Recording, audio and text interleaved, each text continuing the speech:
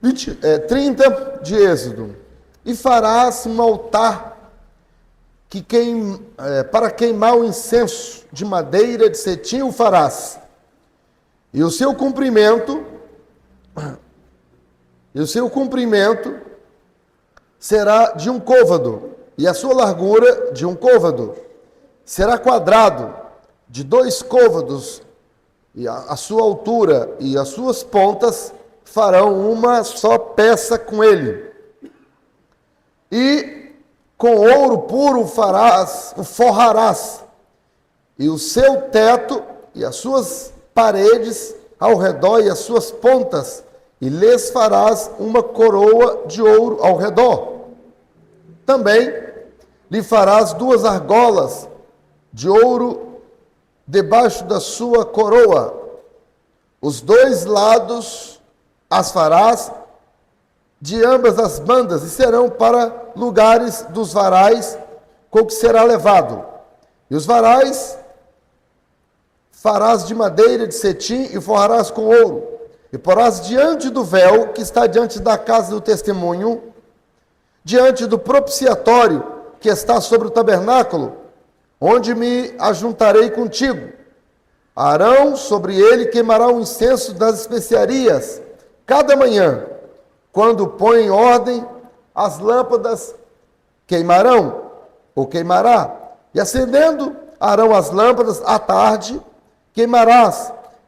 Este será incenso contínuo perante o Senhor pelas vossas gerações. Não oferecereis sobre ele incenso estranho, nem holocausto, nem oferta, nem tampouco derramareis sobre ele libações. E uma vez no ano, Arão fará expiação sobre as pontas do altar com o sangue do sacrifício das expiações. Uma vez por ano fará expiação sobre ele pelas vossas gerações. Santíssimo é ao Senhor.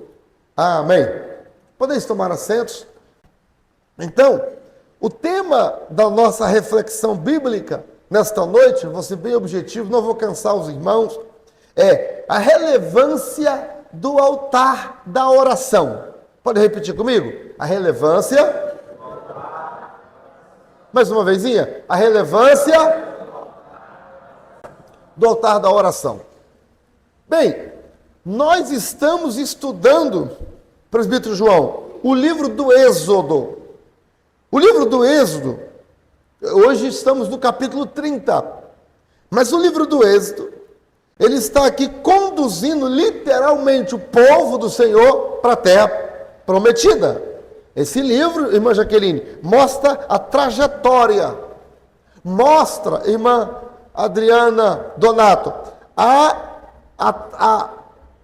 como fazer os desafios que enfrentamos, os passos que devemos tomar para alcançarmos a Canaã celestial, porque eles queriam alcançar a Canaã terrestre. Muitos saíram, 600 mil homens, sem contar as mulheres, que saíram do Egito para chegar até Canaã. Desses 600 mil, só 2 que entraram. Olha como é que é. E a Bíblia diz, lá na carta de Paulo aos Romanos, diz lá que tudo que foi escrito para aviso nosso. Ó, quem quer ser avisado pelo Senhor aí, para não se perder no caminho? Irmão, eu quero. Então, por isso, querido presbítero Mateus e irmã Jamile, estamos estudando esse livro para podermos ser vacinados e a gente não se perder no caminho. Né, Letícia? É desse jeito. Então, essa condução rumo a Canaã inclui o lugar do culto, que no caso é o tabernáculo, no caso deles. Mesmo ele não habitando em templo, Deus não habitando em templo feito por mão de homens, a ideia do tabernáculo lembra um lugar para o povo de Deus reunir, congregar e cultuar ao Senhor. Quando a igreja, o o templo, né? Como se fala em Portugal. Lá em Portugal não se fala igreja, fala assim, casa de oração. A casa de oração, que é o lugar do culto, muitas pessoas, irmã Ju, estão confundindo. Estão fazendo lugar de show. Coloca fumaça, tudo para atrair o pessoal e tal. Não é que eu esteja condenando ou sendo contra, é que quando a gente olha para a Bíblia, o culto ao Senhor é uma coisa solene, santa, sagrada. Isso quando aqui nós estamos lendo cada detalhe do culto. Não foi dado ideia, sugestões pelo homem. Porque o culto é para ele, Deus. Então, ele é que sabe a forma que ele agrada. Olha, só para você ter ideia, isso tem a ver com relacionamento. Relacionamento com Deus. Eu não posso comprar roupa ou sapato para minha esposa. Não posso comprar. E nem ela pode comprar para mim. Por quê? Porque os nossos gostos são completamente opostos. Esses dias aí, agora, final do ano, a Jéssica esteve aqui. E nós passando numa loja de calçados. E eu olhei assim, procurei um sapato, tênis mais feio. Ridículo. E eu falei para minha filha, olha, para mim, só eu e ela sozinhos, assim, né? Aquele tênis ali, ó, é o mais ridículo que tem da prateleira. Aí chamei a minha esposa, amor, faz favor. Aí eu falei assim, se você fosse comprar aqui um tênis para mim assim, tal, vem uma surpresa, qual que você compraria? Ela foi exatamente naquele. A minha filha começou a rir. Você entendeu? Agora, ela sabendo disso, e eu sabendo disso, um dia, eu comprei um vestido verde para ela. Cara, irmão, olha, estiloso, aquela coisa mais linda, né? Comprei. Usou uma vez para dizer que. Entendeu? Nunca mais. Então veja, se eu querendo agradá-la, o que eu faço? Eu preciso descobrir o gosto dela, aquilo que ela gosta. Porque não adianta eu dar um presente para ela que ela não gosta, que ela não vai aceitar. Falando a linguagem do jovem, né, Mariana? Que ela não vai curtir. Não adianta dar uma coisa que ela não vai curtir. Não adianta. Não é assim? Então, ressalvada todas as proporções, Deus, ele é uma pessoa. E Deus tem o gosto dele. Além dele ser uma pessoa, ele ainda é soberano. Sabe o que é soberano? Soberano é aquele que não dá satisfação a ninguém pelo que faz. É o contrário. Todo mundo tem que dar satisfação a ele. E ele não dá satisfação a ninguém. Porque ele é o único que é soberano. Até o diabo dá satisfação para Deus. Nunca leu no livro de Jó? De onde vem Satanás? Ah, Senhor, de rodear até passar por ela. Viste meu servo Jó? Ó, teve que dar satisfação. É, Senhor, tem visto sim. Não tem essa não. A nossa Bíblia diz que todo joelho dos que estão no céu, na terra, vai se dobrar debaixo da terra, vai se dobrar diante de Jesus Cristo, nosso Salvador e nosso Deus. E vai confessar. O que é isso? Alguém que é soberano. Então, o livro do Êxodo ensina essas coisas a gente. Eu só estou triste. Porque eu preparei hoje, passei a tarde toda preparando o PowerPoint com as figuras. E ao sair de casa, esqueci em cima da mesinha do escritório minha, o meu PowerPoint com todas as imagens do altar do incenso, do tabernáculo, tudo que eu preparei. Nossa, que coisa. Mas vamos aqui tentar. João Vitor, tem alguma imagem? Tem algum PowerPoint aí? Liga aí, meu preto, por favor. Vê se tem algum... Ei, João Vitor, tá ouvindo? Vê se tem algum PowerPoint de algumas vezes passada. Será que tem? Tem não, né? Você só abria? Só abria, né? Tenta encontrar uma imagem, por gentileza, duas imagens. Uma do tabernáculo e a outra do altar de incenso. Tá bom? Tenta encontrar aí, por gentileza. Altar do incenso e a outra do tabernáculo. Se encontrar, mas se não encontrar, depois no outro momento a gente mostra recapitulando. Pode ser, irmãos? Ok. Abra sua Bíblia. Vamos aqui ao versículo 1.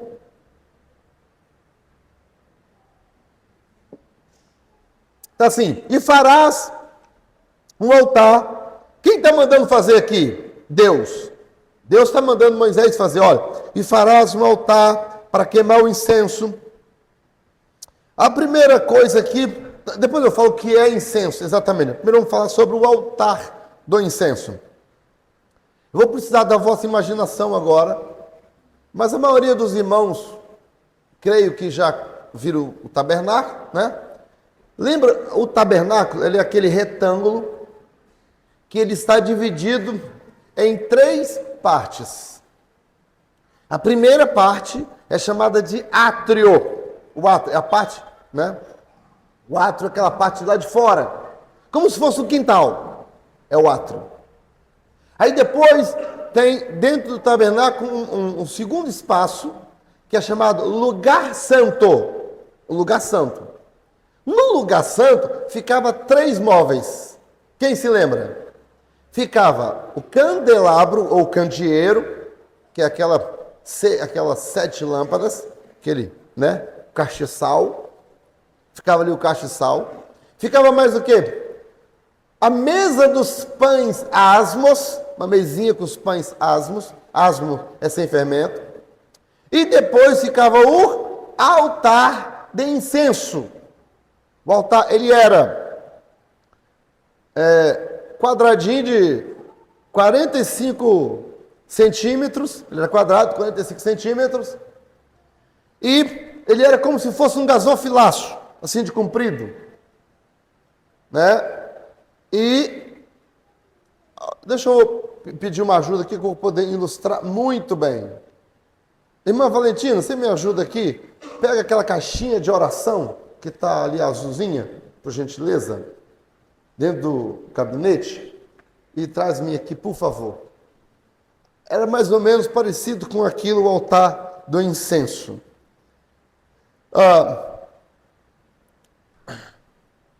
O altar do incenso, ele era colocado, o nome incenso, né?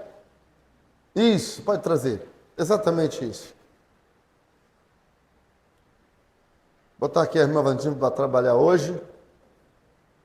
Mais uma vez, né, irmã Valentina, você sempre trabalha. Muito bem, pode segurar aí, por favor. Tá vendo? O altar do incenso era igualzinho esse negócio aqui. Só que ele era assim, quadrado aqui em cima, e ele tinha aqui em cima, aí no texto, se você olhar para o texto, hein? Ah, já está ali, ó. Ai, irmã Valentina. Poxa, irmão. Obrigado.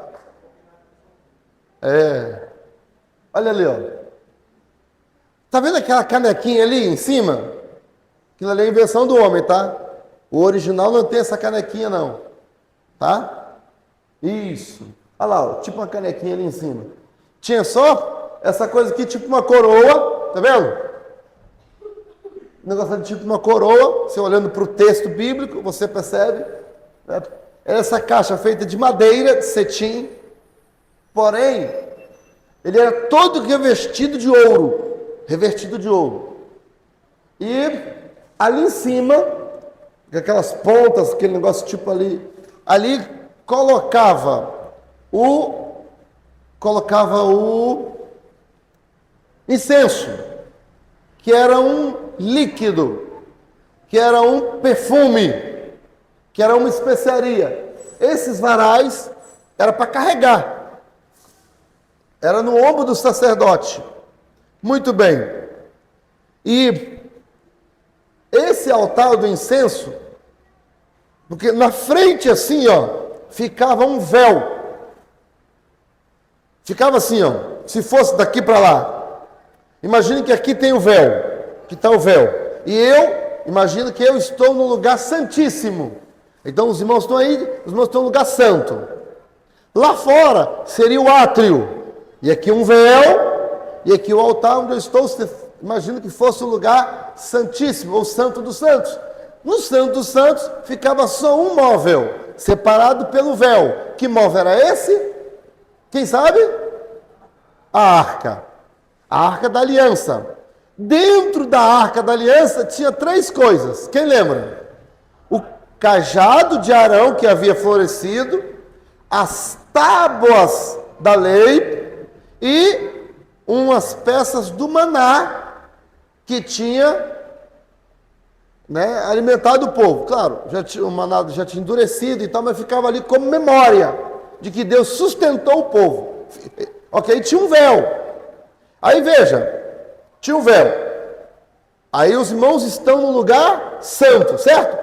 De um lado, mais um pouquinho atrás, ficava o altar, o candeeiro. Do outro lado, a mesa dos pães asmos. E na frente, quase encostando no véu, de frente para o véu, ficava o quê? O altar do incenso. Na porta do véu, ficava o altar de incenso. E o sacerdote, 2 vezes por dia. Está com a Bíblia aberta? Ó, versículo 7. Arão, sobre ele queimará o incenso das especiarias, dos perfumes da especiaria, a cada. E depois, versículo 8. Acendendo Arão à tarde. Então, o incenso era queimado de manhã e à tarde. Além disso, né? Depois eu falo outra coisa. Além disso, agora vamos para o simbolismo desse incenso. Algumas coisinhas aqui que já podemos aprender. Primeiro, só o sacerdote poderia entrar ali e queimar o incenso. A fumaça do incenso, irmã Kátia, subia. E aqui, subia um cheiro gostoso. Em Apocalipse, capítulo 5, versículo 8, diz que o incenso é a oração dos crentes. Então, amados irmãos, eu não estou inventando, isso significa isso aquilo. Eu tenho muito cuidado com isso. Eu tenho muito cuidado com isso, irmão Cid, irmão Josimar, vocês que gostam de pregar a palavra de Deus. Eu tenho muito cuidado com esse negócio das pessoas inventarem significados. A tipologia bíblica, ela existe, tipologia bíblica. Mas eu não posso inventar tipologia. Vou contar aqui um irmão que inventou tipologia. Ele estava pregando sobre o bom samaritano. É uma parábola do bom samaritano. Na parábola do bom samaritano, o que Jesus ensina? Ele ensina ali sobre o cuidado com o próximo. Só isso, irmão. Toda parábola, ela tem uma verdade central. Pregar detalhes de parábola é perigoso. É muito perigoso. Por exemplo, a parábola das 10 virgens. Qual é a mensagem central, querido Gediel, você que é pregador, da parábola das 10 virgens? A vigilância. Aí tem gente que fica, o número das virgens, tem gente que chega a pregar com base naquela parábola, fala que a metade da igreja vai ficar, e a outra metade vai subir. Olha só que loucura. Aquilo ali é só uma parábola, e a verdade central é a vigilância. Só isso. Aí tem gente que vai inventando um montão de coisa. É complicado. Beleza, agora vamos lá. O camarada foi pregar sobre o bom samaritano. E Caleb, você que gosta de Bíblia, sobre o bom samaritano. E a verdade, ali o que Jesus quis ensinar na prova do bom samaritano foi sobre o cuidado com o próximo. Você pode ler depois. Está lá em Lucas. Bom samaritano, tá? Aí a pessoa agora foi aplicar. E ele falou, ó, porque na parada do Bom Samaritano, e um rapaz saiu de Jerusalém e tal, e a caminho ele foi, encontrou com assaltantes, bateram nele, ele sangrou, e ele ficou caído ali meio morto, na beira da estrada. Aí veio um sacerdote, quer dizer, um pastor, passou, olhou e não fez nada. Depois veio um levita, passou, também não fez nada. Aí depois veio um samaritano, que samaritano significa que era rejeitado. Aí ele passa, olha, aí socorre o rapaz, estava sangrando, limpa as feridas, coloca em cima do jumentinho, da cavalgadura, a Bíblia não fala se é jumento, se era cavalo, mas coloca acima da cavalgadura e leva até a hospedaria. Chegando na hospedaria, tira 2 dinheiros e dá para o rapaz. Ele falou, ó, cuida dele aí, até quando eu voltar. Se passar, eu pago demais. Aí agora o camarada pegou isso aí, agora foi aplicar, ó. Aí ele falou, ó, meu Carlos, olha a aplicação do camarada. Bom, o jumentinho é o evangelista, que encontra a pessoa caída e bota nas costas e leva para a igreja. Olha só. A hospedaria é a igreja, ele falando. Os 2 dinheiros que ele deu, Antigo e Novo Testamento. E cuida dele até voltar, a volta de Jesus. Você olhando assim, não faz sentido? Faz. Mas é isso que Jesus queria ensinar? Não! Essa aplicação é aceita? Claro que não, você está inventando simbologia. Está inventando símbolo. Tudo isso. Eu estou falando aqui para os irmãos, porque eu lido também com pregadores aqui, né, Bruno? Breno. Não é Breno? Bruno é o outro. Porque eu lido com pregadores. Então, a gente tem que, no curso de doutrina, a gente tem que ensinar tudo, né? Beleza. Então, quando eu estou dizendo aqui, com base no versículo 7 e 8 do livro do Êxodo, que o incenso significa, simboliza, o símbolo das orações, estou baseando na Bíblia, Apocalipse 5 e 8, diz que o incenso são as orações do crente, está na Bíblia. Então, a simbologia bíblica, ela existe? Existe, mas a própria Bíblia interpreta a Bíblia. Quer ver outro símbolo? Jesus fala, João Batista fala, aponta para Jesus e fala, eis aí o Cordeiro de Deus que tira o pecado. Jesus fala, eu sou a luz do mundo. Outro símbolo, falando em símbolo, o Espírito Santo pousou sobre Jesus em forma corpórea de uma pomba. Então a pomba é símbolo do Espírito Santo, mas é a Bíblia que mostra. Entende? Como a água também, símbolo do Espírito Santo. O fogo, símbolo do Espírito Santo, mas a Bíblia mostra. Tá? Ok. E aqui o incenso significa as orações dos crentes. Agora veja, a oração do crente precisa subir como um cheiro suave. Dê por isso, a oração que não é suave, que cheira ao Senhor, por exemplo, essa oração não sobe. Oração macumbeira, por exemplo, não sobe. Já viu gente que faz oração macumbeira? Irmão, mexeu comigo. Sou profeta na terra. Está pensando o quê? Você vai ver o que Jesus vai fazer com ela. Está pensando, sentimento de vingança. Jesus, o Senhor sabe o que fez comigo, hein? Eu vou colocar nas tuas mãos, Senhor, para o Senhor dar um jeito, hein?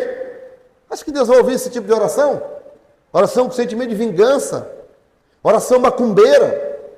Oração carnal. Oração com ira. Deus não ouve essa oração. Nós somos cristãos. Nós somos discípulos de Jesus. Olha para Jesus. Jesus está na cruz, olha a diferença. Um lado transpassado, seu sangue esvaindo, esguichando na cara, coroa de espinho na cabeça, mão sangrando, pé sangrando. Nas últimas horas ele fala, Pai, perdoa-lhes, porque não sabem o que fazem. Pastor, mas Jesus, né? Dá para dar um outro exemplo? Claro. Estevão. Irmão, quando eu era mais novo, eu já tomei pedrada. Eu tomei uma pedrada nas costas. Aí dói, hein? Nosso Pai. Agora imagina Estevão sendo apedrejado até a morte, irmão. Na cabeça, pedrada na cabeça. Se um tapa na cabeça já dói, imagina uma pedrada. E ele morrendo, falou assim: Pai, não imputes esse pecado a eles. O que é isso? Alguém cheio do Espírito Santo. Essa oração subiu de tal forma que o próprio Jesus se colocou de pé no trono para receber. E o que é isso? Incenso. Aleluia. Aleluia. Cheirando ao Pai. Quando você dobra o joelho e começa a orar, a sua oração se transforma em incenso. E vai subindo. E vai cheirando. E vai cheirando. E Deus gosta de cheirar esse cheiro. Passa mais tempo na presença. Aleluia. E detalhe, o altar de incenso ficava exatamente de frente para a arca da aliança. E a arca representava o quê? A presença do Senhor. Tinha um véu que separava, mas hoje nós sabemos, o véu rasgou. Agora, o acesso é direto. O perfume chega logo. O incenso chega logo diante do Senhor. Então, era isso. Agora veja, uma coisa muito importante aqui, que era que esse incenso, ele não poderia ser estranho. Onde é que fala aqui que é estranho? Olha, porás 9. Não oferecereis sobre ele incenso estranho. Em Levítico, capítulo 10, versículo 1 e 2. Ali, presbítero João. 2 sacerdotes, Nadab e Abiú, foram oferecer, eles eram sacerdotes. Eles foram oferecer o sacrifício ao Senhor. Mas Deus tinha falado que tinha que pegar o fogo, tinha que ser pego um fogo lá do altar do sacrifício, trazer e acender o fogo aqui no altar do incenso, mas com aquele fogo lá. Nadab e Abiú trouxe o fogo de outra parte, de outro lugar que não era lá do altar. Ou seja, era um fogo estranho. O que Deus fez? Matou Nadab e Abiú. Duas coisas nos ensinam aqui. Primeira coisa, para a gente oferecer alguma coisa ao Senhor, irmãos, antes eu tinha maior medo de estar no altar sem ser chamado por Deus. Eu tinha maior medo disso. E antes de eu ser consagrado ao Senhor, eu pedi muitas provas. Uma das provas aconteceu comigo aqui dentro dessa igreja. Foi quando começou a chover. Você estava nesse dia, irmão Judete? Que os irmãos foram para lá, para a igreja. Era ali o salãozinho, a gente estava aqui. Não sei quem estava aqui naquela época, realmente foi logo no início do meu ministério. Eu peguei a minha credencial, estava no bolso. Segurei ela assim e falei: Senhor, hoje mesmo eu vou ligar para o pastor Kemuel. Vou entregar essa credencial a ele. Se o senhor quiser mandar chover, o senhor manda chuva. Para que os irmãos compreendam o contexto, era assim. A congregação era ali onde é o dentista. Esse terreno aqui estava em fase de negociação. Eu estava negociando com o homem. E tinha uma construção aqui inacabada. Era assim, a pessoa fez a fundação e levantou as paredes. Ficou em ponto de laje. Não tinha janela e nem porta, e nem piso. Aí o que eu fiz? Eu puxava a energia de lá para cá, todo sábado à noite. Puxava a energia para cá, colocava aqui as cadeiras, e nós fazíamos um culto aqui, todo sábado. Fazíamos um culto aqui. No outro dia, que era domingo, era eu que ia ministrar a lição. E a lição era o poder da oração. Os irmãos estavam aqui, aquilo lotava, irmão. E aí, tinha umas irmãs grávidas, com criança e tudo mais e tal, era sábado. Quando começou o culto e tal, começou a chover, e começou a molhar a gente. O que eu fiz? Pedi licença ao irmão que estava dirigindo o culto, levantei e fiz uma oração. Você estava nesse dia não, né, irmã Alessandra? Você não lembra? Daí, mas a irmã Penha, lembra, Néia, marido da Néia, que é o Valdete, lamentavelmente está afastado hoje, lembra? Aí, não sei se o irmão Volte lembra desse dia. Você lembra, irmão Volte? Aí, irmão Volte aí, o testemunho. Presbítero Ednei. Nesse dia eu levantei, aí eu fiz uma oração. Repreendendo a chuva. Umas irmãs que estavam indo embora, estava chovendo, estavam molhando as crianças. Aí eu pedi, irmã, volta. As irmãs, atendendo o meu pedido, voltou com as crianças. E eu, Senhor, repreende a chuva. Mas a chuva não parou. Parou não. E aí, quando aquela chuva não parou, eu pensei comigo, bom, se Deus não ouve a minha oração, como é que eu vou ensinar amanhã sobre a oração? Não tem como. E eu pensei assim, eu acho que eu estou enganado. Eu acho que eu não tenho chamada coisa nenhuma. E eu não vou ficar na frente de igreja sem ser chamado por Deus, não. Eu posso ajudar tanta igreja, posso ser um advogado, dar um bom dízimo, ajudar o meu pastor, ficar na cola dele ali, ajudar a servir. Você é um companheiro dos irmãos, do pastor, da igreja. Agora, o negócio de pastor é para quem é chamado por Deus a conduzir rebanho. Chega lá no céu. E aí? Senhor, o senhor sabe, você trabalhou em quê? O pastor. Eu não te chamei, não. Se pastoreou a igreja? Não. Quem te mandou pastorear meu povo? Não, senhor, aqui. Não. Aí o pai olha assim para o filho, imagina, hipoteticamente, sem minha imaginação humana. Você está sabendo de alguma coisa aí? Esse camarada pastoreando a igreja? Não. Aí o Espírito Santo, eu também não sei não. Aí olha para os anjos, e vocês aí que trabalhou com eles, vocês falaram alguma coisa para esse camarada aí? Não. Ninguém falou nada não. E você pastoreou a igreja com a autorização de quem? Essa pergunta sempre estava na minha cabeça. E nesse dia, os irmãos, aí o irmão dirigindo o culto, Valdete, ele falou assim, irmão, a gente sabe que sempre Deus ouve a oração do nosso pastor, mas a gente sabe que, que Deus é soberano e tal. Quero pedir aos irmãos, vamos nos dirigir ali para a nossa igreja, ali é coberto e tal. E eles foram. Eu sentado, estava bem ali onde está a irmã Ju, a igreja era de comprida assim. Eu sentado e fiquei. Falei, pode ir. Falei, pode ir. Fiquei. E eu peguei e fiquei aqui dentro sozinho. Todo mundo foi, eu fiquei aqui dentro. Falei, Senhor. E aí a chuva deu aqui uma meia parada. Eu falei, Senhor, o Senhor pode mandar chuva. O Senhor pode fazer o que o Senhor quiser, que o Senhor é soberano. Quem sou eu? Eu não sou nada, não sou ninguém. Agora, a única coisa que eu preciso é que o Senhor me dê um sinal. O Senhor está comigo no ministério ou não está? O Senhor me chamou ou o Senhor não me chamou? Se o Senhor quiser mandar chuva, manda chuva. Só me dê um sinal. Se não, eu vou entregar essa credencial. E eu falei sério com Deus, Senhor, eu vou entregar. Eu não quero saber, meu pastor coloca outra pessoa aqui, porque eu estou percebendo que eu não sou chamado. Quando eu comecei a orar assim ao Senhor, parou de chover. Aí eu falei assim, mas eu não vou para lá também não. Enquanto tiver o culto, eu quero ver se essa chuva para. Que estava dando uns pingos grossos, aí parou tudo. Eu fiquei aqui e fiquei falando com Deus, Senhor, não estou rebelde, não estou te colocando na parede, nada disso. Isso é besteira.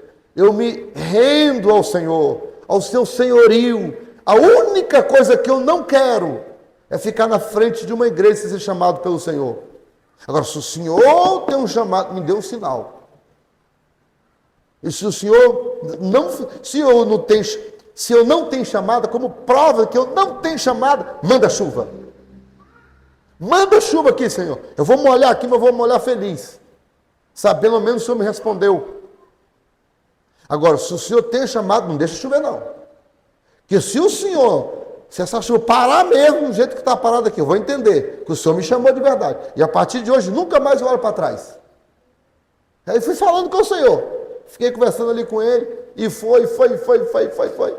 Terminou o culto lá. Aí o diácono veio aqui, ó, o irmão está chamando o senhor para dar a bênção apostólica. Aí eu fui, entrei e dei a bênção apostólica, peguei o carro e fui para casa. Quando eu cheguei em casa, sem chuva. Aí a minha casa tinha uma grade, eu peguei assim no portão, no cadeado e tranquei o cadeado. Quando eu clac no cadeado, tchá, a chuva.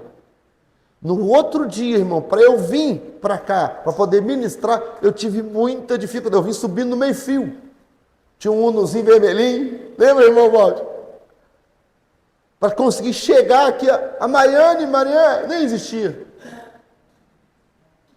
Há 25 anos atrás foi isso.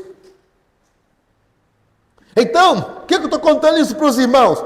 Porque aqui, nós aprendemos aqui, ó, sobre o altar do incenso, que só o sacerdote poderia oferecer. Só. Ninguém mais poderia. E hoje, irmão, achar bonito, a Bíblia fala, aquele que deseja o episcopado, deseja, excelente obra deseja. Desejar é uma coisa, ter o chamado é outra. É outra. Desejar é uma coisa. Irmão, eu desejo cantar, sabia?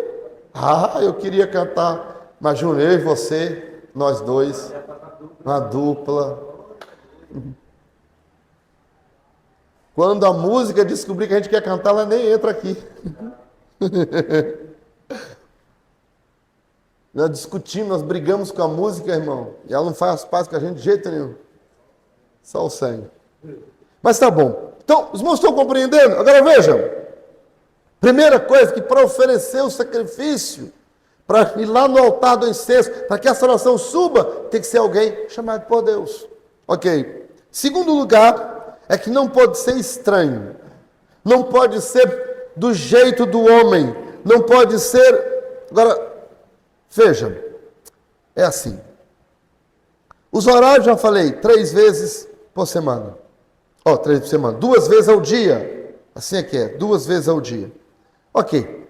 Versículo 11. Até aqui. Dá uma olhadinha para o versículo 10 ainda para a gente encerrar. E uma vez no ano, Arão fará expiação. E uma vez ao ano?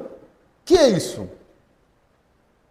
Aqui, fala do Yom Kippur. O que é o Yom Kippur?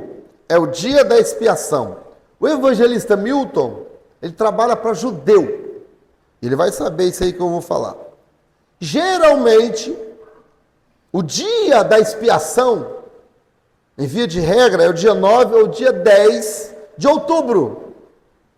Mas esse ano de 2025, no calendário judaico que muda, esse ano será no dia 1º de outubro, irmão Milton. Não sei se o senhor já sabe, mas esse... Já te falaram que vai ser dia 1º de outubro? Eles dão... E é dia 1º de outubro mesmo? Esse ano vai ser dia 1º de outubro, eu estava pesquisando. Mas geralmente é no dia 10. Isso está em Levítico, capítulo 23. Fala sobre o dia da expiação. Nesse dia, o dia da expiação, o sacerdote não fazia obra nenhuma. Ficava só santificando ao Senhor. Jejuando, consagrando. E antes dele entrar, que era o dia que ele entrava aonde? No Santo dos Santos. Presbítero João, era o dia que ele entrava dentro do Santo dos Santos. E era o sumo sacerdote.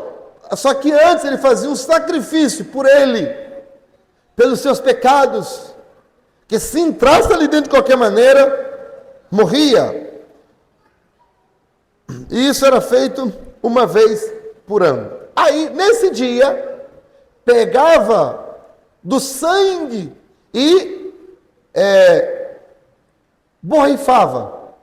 Né? Seria como se, só que era com uma folhazinha de isopo, que era uma folhinha fininha que ele molhava assim e jogava, aspergia.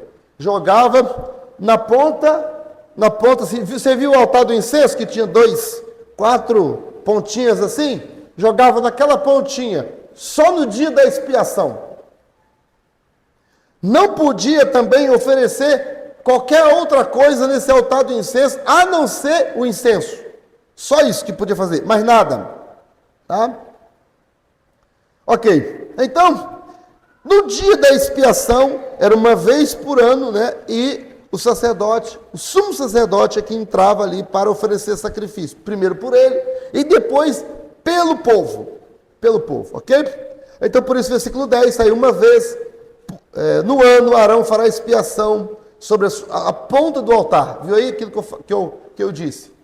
Ali na pontinha do altar do incenso, ok? Versículo 11. Falou mais o Senhor a Moisés, dizendo: quando tomares a soma dos filhos de Israel... Bem, antes de seguir aqui no versículo 11, é importante também dizer aqui aos irmãos que todos esses sacrifícios eram feitos e tudo era orientado direitinho pelo Senhor, porque era coisa santíssima ao Senhor. Era santíssima ao Senhor, ok? Ok. Versículo 11, do versículo 11 até o versículo 16, aqui fala de uma oferta, chamada oferta do resgate. E deixa eu ler para os irmãos como é que era essa oferta. Versículo 13. Isto dará todo aquele que passar ao arrolamento a metade de um ciclo. Quanto é a metade de um ciclo? A metade de um ciclo era 5,7 gramas de prata. 5,7 gramas de prata. Em dinheiro hoje, em real hoje, seria R$34. Esse valor era ofertado como resgate. Por que prata? A prata na Bíblia significa redenção. Isso significa que a redenção tinha um preço. Agora, tem um detalhe aqui, que apontando para Jesus, que Jesus pagaria esse preço. Vamos lá. Dará aquele que passar o rolamento, metade de um ciclo, como oferta ao Senhor. Está vendo aí? Metade de um ciclo, a última frase do versículo 13. Como oferta ao Senhor, não era obrigatório, era uma oferta. Qualquer que entrar no rolamento de 20 anos para cima, ou seja, tinha que ser pessoas que tinham consciência do que estava fazendo. Versículo 15. O rico não aumentará e o pobre não diminuirá. O que significa? Que a redenção ela é feita de igual modo, tanto para pobre, tanto para rico, tanto para branco, para preto, para baixo, para gordo, para magro, não interessa. Todo mundo está igualado no preço da redenção, que é como prata. A prata na Bíblia significa redenção, apontando para o sacrifício de Jesus, que ele com o seu sangue ia resgatar. Isso significa que a redenção ela é feita proporcionando igualdade a todas as pessoas, ok? Então é isso que isso aqui significa. A oferta ali era para que eles, ao ofertar, porque veja, o animal era morto, o sangue apontava para Jesus, e aqui essa oferta apontava para Jesus, que ele próprio era a própria oferta também, ok? Apontando para o sacrifício que ia nos resgatar. Note que, tanto no Antigo Testamento, nos símbolos, como no Novo Testamento, a salvação não é de graça. A salvação não é de graça. Sabia? Amém? A salvação ela é pela graça, mas ela não é de graça.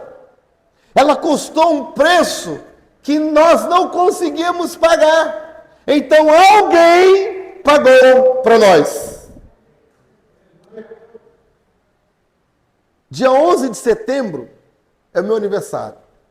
E aí, a Cássia estava me perguntando o número do meu sapato, essas coisas assim. Qual é o número da minha camisa? Estava ela e o Breno. Pastor, qual que o senhor gosta? Aí eu estava falando sobre os ternos, essas coisas assim, já que eles perguntaram. Aí, vamos imaginar assim que o Breno Mazacassi me deu um sapato no dia do meu aniversário. Aí eu recebi de graça um presente que eu ganhei. Mas eles que me deram. Pegou o sapato de graça? Eles pagaram o preço. A redenção é assim. Ela é de graça para a gente. Mas ela custou um preço. E por que que Deus não cobra de nós? Porque nós não temos condição de pagar. E aqui, ó, é o rico, pobre, todo mundo precisa de ser resgatado com o preço da redenção que só Jesus pode fazer. Amém? Pegou aí? Indo para o final, que hora está passando aqui, senão depois o Breno não volta mais. Pastor, tá? Versículos 17, até, aqui dos versículos 11 até o 16, fala sobre essa oferta, tá bom? Com esses símbolos. Do versículo 17 até o 21, fala sobre a pia de bronze. João Vitor, eu vou precisar da sua ajuda. A pia de bronze. A pia de bronze, pesquisa aí, depois você me fala. Essa pia de bronze, o fato dela ser de bronze também tem um significado. A pia, ela ficava no átrio, ficava próximo ao altar do sacrifício. Para quê? Para que os sacerdotes lavassem as suas mãos, se limpassem com água para poder oferecer o sacrifício. A água é o símbolo do Espírito Santo.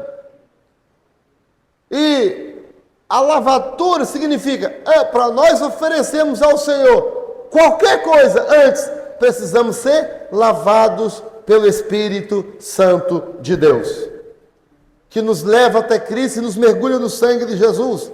Então, essa pia significa isso. Para que nós possamos estar diante do Senhor, precisamos estar limpos. Consciência limpa, coração limpo, mente limpa. Já viu gente que tem mente maldosa? A gente precisa até pedir ao Senhor, Senhor, eu oro assim, sabia? Senhor, santifica minha mente, me dê pureza. Me dê pureza, pureza de alma, de espírito, de mente, de olhos. Me ajuda a ser puro, que a pior coisa é uma pessoa suja. Tem gente que você não pode nem conversar, que a pessoa tem uma mente tão contaminada que tudo ela malda. Sangue do Cordeiro.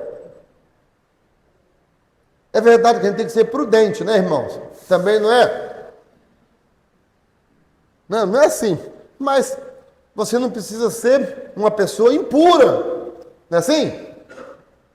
Às vezes, quando eu converso com algumas irmãs, as irmãs falam, pastor, tem gente que tem um olhar tão lascivo, que olha para a gente, que é como se visse a gente nua. É maldade isso aí. Precisa ser lavado. Precisa ser lavado. E a pia de bronze era para isso. E por último, para terminar, nós temos aqui o azeite da unção. Versículos 22. A pia já está aqui? Olha lá a pia. Pegou uma pia de bronze. Era essa aí, ó. Bronze ou metal. Da mesa. Obrigado, João Vitor. Versículo 22. Falou mais o Senhor a Moisés dizendo, toma para ti principais especiarias, a mais pura. Agora aqui nós vamos para o azeite da unção. E depois, lembra que eu falei logo no início sobre o incenso? Lembra que eu falei sobre o incenso? Olha o versículo 34. E eu vou terminar falando sobre o azeite da unção. Versículo 34. Disse mais o Senhor a Moisés, toma especiarias aromáticas. Está o quê? Estoraque. Abra a Bíblia aí. Êxodo 30, versículo 34. Estoraque. ônica, gálbano. Essas especiarias aromáticas, incenso puro de igual peso. Então, o estoraque era retirado de uma árvore cujas folhas gotejavam frequentemente no chão, gotas de odor cheiroso. Ela só fazia isso na madrugada.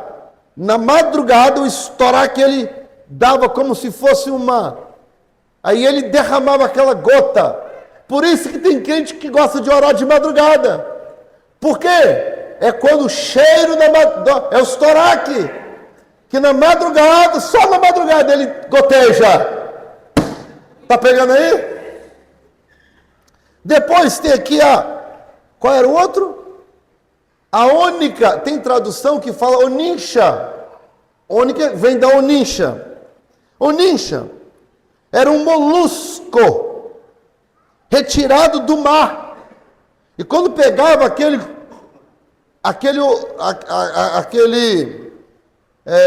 molusco, socava ele dava um odor.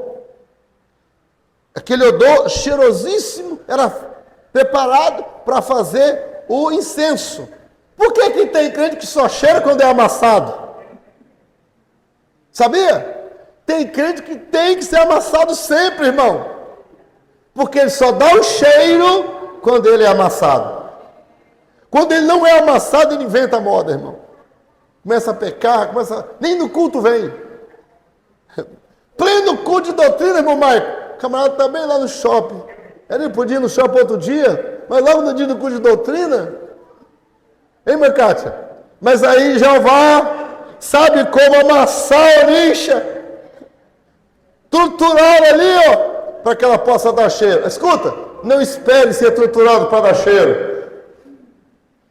Mas tem. Outra coisa, aí tem o gálbano. O gálbano era um arbusto que só cheirava cheiroso perfume quando ele era machucado. Pegava a planta e ia, tipo, quebrando a planta, aí saía como se fosse um líquido. E aí aquele era o cheiro. Misturava, irmã Daniele, esses ingredientes e fazia então o incenso. Agora veja, não podia ser copiado. Dá uma olhadinha aí, falei um favor, versículo 37. Porém o incenso farás conforme a composição deste, não fareis para vós mesmos, santo será o Senhor. O homem que fizer tal como este, e cheirar, será extirpado do meio do povo. Era proibido fazer essa fórmula, que era tipo um farmacêutico, um químico, né? Essa fórmula não podia ser copiada. Era uma fórmula exclusiva para Deus. Deus gosta de tudo exclusivo. Você já viu alguém que às vezes consagra o instrumento? Se você consagrar um instrumento para o Senhor, você não pode vender para ímpio. Nunca mais na sua vida. Porque foi dedicado só para tocar para Deus. Se consagrar um instrumento e depois vender para ímpio, aqui na igreja a gente consagra caixa, mas a gente não vende para ímpio. Entendeu? Por quê? Se foi consagrado ao Senhor, só pode servir a serviço do Senhor, porque Deus é exclusivo. Por isso que o Espírito Santo tem ciúme de você. E macumba não vai pegar em você, porque você é exclusivo dele. Sua vida é dele. Amém? Amém. Vamos terminar falando aqui dos versículos 22 até o 33. E aí que é para terminar. Aqui fala do azeite da unção. Uma coisa era o perfume para colocar lá no incensário. Outra coisa era o óleozinho da unção para ungir. O óleozinho da unção, olha, para que ele servia? Está escrito aqui, primeiro, versículo 24. 24, 25, 25.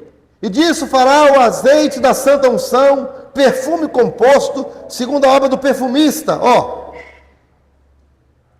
Aí vai lá, e com ele ungirás toda a tenda da congregação, o templo, tudo era ungido. Mas o que era ungido? Vamos ver aqui. Versículo 27, a mesa e todos os utensílios, o castiçal também passava esse perfume, o altar do incenso, o altar do holocausto, todos os seus utensílios, a pia, ou seja, todos os objetos do tabernáculo eram ungidos. Assim, santificarás estas coisas, para que quem... Agora veja aqui, algum lugar nesse texto tem aqui, e levarás e ungirás a sua casa, e levarás o azeite santo e ungirá o gato que está doente, e levarás e ungirá o cãozinho, né, o totó, a terenita. Não, irmão, não se pode ungir com óleo da unção, não se pode ungir gato, cachorro, papagaio, não se pode, não se unge casas humanas, sua casa também não se unge. Cão também não pode não ungir. Ele era exclusivo. Olha o versículo 32.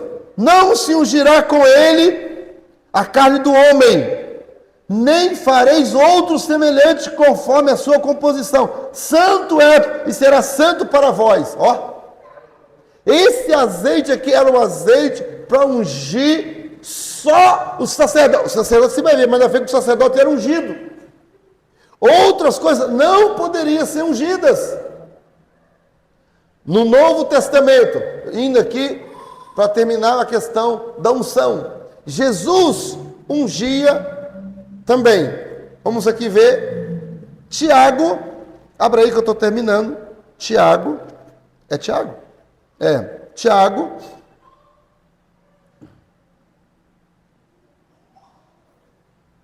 Tiago, capítulo. Tiago, cadê? Eu estou em Pedro, não ia achar nunca. Tiago. É Tiago mesmo? Capítulo 5, versículo 14. Outra pessoa, depois vamos ler Marcos. Vamos ler logo, Marcos 6 e 13. Marcos 6 e 13.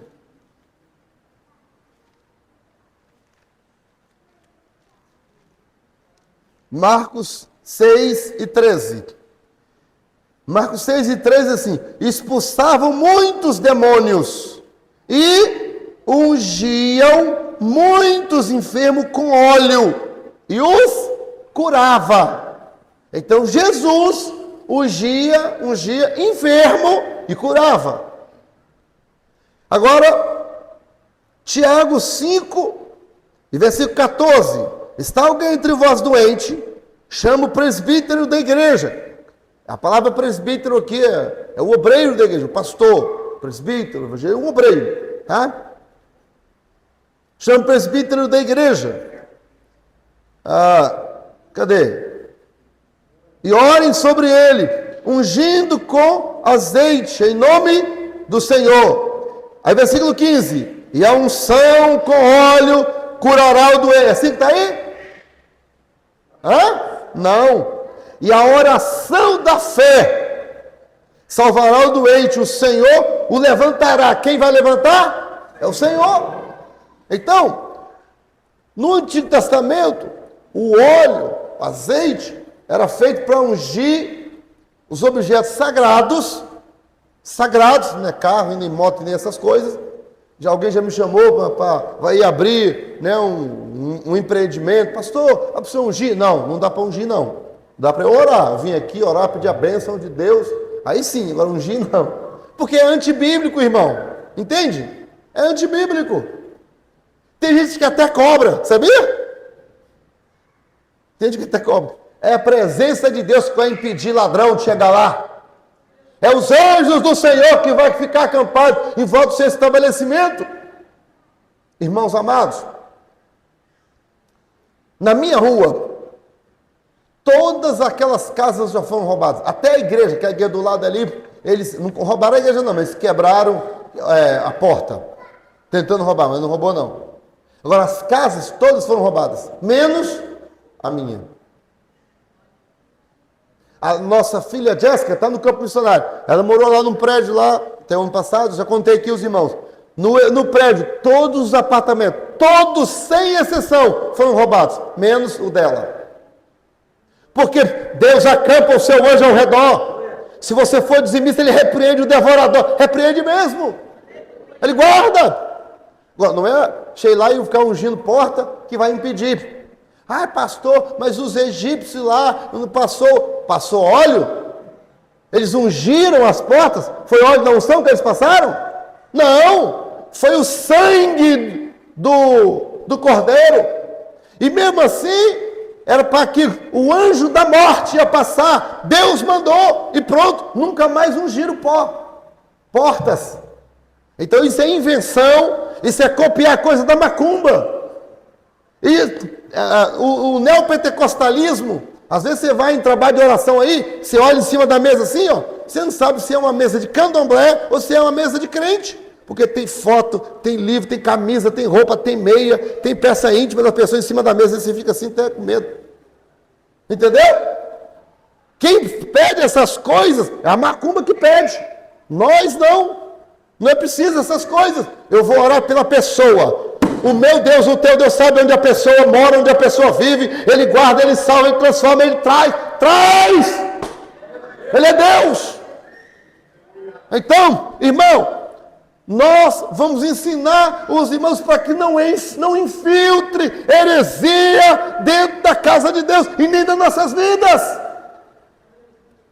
Pastor, é que o senhor não conhece a irmã fulana, é assim, ela deu um testemunho e Deus atendeu. Irmão, eu tenho muitos parentes que são católicos e eles contam cada coisa daquelas imagens de escultura lá.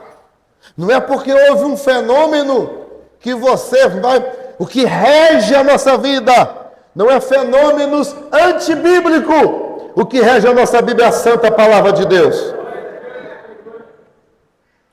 Testemunho do irmão Elias é para ele. Não serve para eu ficar aqui ensinando os irmãos. Para ensinar a igreja é a Bíblia. Nós somos uma igreja bíblica. Que Deus em Cristo nos abençoe. E assim fale mais e melhor em cada coração. Amém? Guarde essa palavra. É o azeite da unção. É as especiarias sagradas que servem, ilustram as nossas orações cheirosas diante do Senhor. Amém?